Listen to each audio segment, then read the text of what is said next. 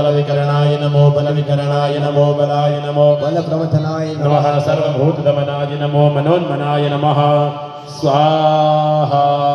अघोरेभ्यो घोरेभ्यो घोरघोरतरेभ्यः सर्वेभ्यः सर्वेभ्यो नमस्ते अस्तु रुद्ररूपेभ्यः स्वाहा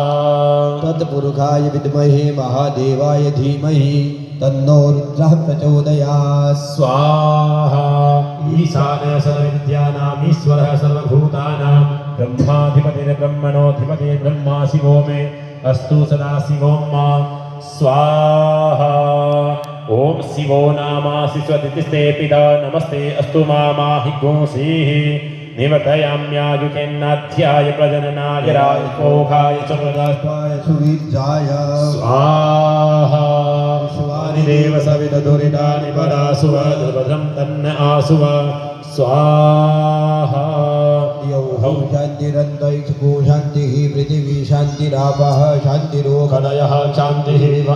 वनस्पतयः शान्तिर्विश्वे देवाः शान्तिर्ब्रह्म शान्तिः सर्वज्ञो शान्तिः शान्तिरेव शान्तिः श्यामा शान्तिरेधिः स्वाहा सर्वे कामायिका वेदाना घोरसो यत्साम सर्वे कामे वेदामि तद्वेदाना घोरसेनामि किञ्जति ॐ रुद्राय स्वाहा